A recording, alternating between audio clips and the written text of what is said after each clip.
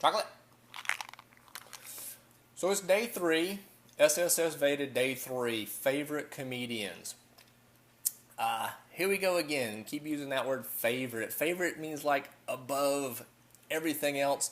I don't know that I feel that strongly about any one comedian that I would go stand in the rain the night before to buy tickets. I don't think there is any comedian that's the truth for. So some of who I do like. I have liked comedians. Here in Savannah, we even used to have a comedy club, used to go all the time, saw a bunch of no-name people that you've never heard of, and heck, I couldn't even remember their names from back then. And in the early days of the Comedy Channel, what's Comedy Central now, the Comedy Channel back then, when it first kind of came out, comedy all day and all night, I used to just watch endlessly all day and all night. I was a student back then, so I could watch it on the weekends. New Year's Eve, I know they always did the big New Year's Eve stuff and just played a marathon of comedians. So I was glued to all that stuff back then, saw tons and tons of people that I could probably never even remember all of their names. So the big ones. Rodney Carrington. I've always liked Rodney Carrington. I have seen Rodney in concert here in Savannah. He came to our Civic Center auditorium. I was so close. I had front row in the center, right on the microphone. I was so close, my neck hurt from leaning back in the chair trying to watch him.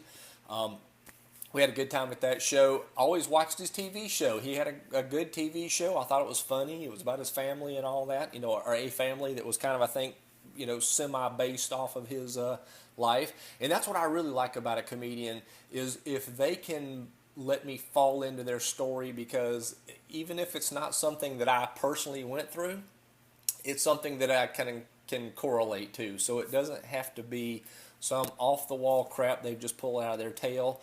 And I don't want to just hear a bunch of jokes. I can read that kind of stuff on the internet. So telling a good story and in their body language and their inflection and tone really just makes a great comedian.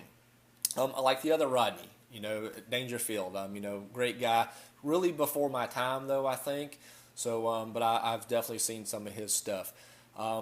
I know my accent betrays me, but I do like some of the Southerners, especially the blue-collar stuff. So the Jeff Foxworthy, Ingval, Larry the Cable Guy, Lightning and Mater, blah, blah, blah.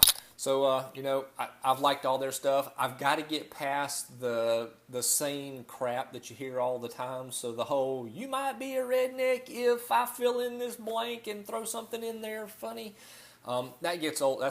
It doesn't get old. It's been old to me for a long time. We don't, us Southerners, we've been past all that. The Bill Engvall, here's your sign. When you've heard the same stuff over and over and over, fill in the blank, here's your sign. You might be a redneck, fill in the blank. It does get old to us as well. Larry the same way. He seems like a goofball, but he's got some funny stories if you get past the whole, same rigmarole that he spews.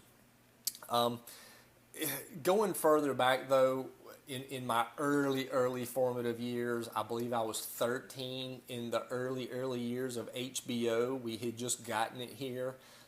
My family had just got it, probably too young to be watching. Eddie Murphy, Delirious. One of the funniest things, I couldn't tell you how many times, is probably a tie between how many times I have seen Star Wars and Eddie Murphy, Delirious. I have watched that over and over. I probably could have recited. Oh, speaking of Star Wars, we have R2 making a guest appearance today. So,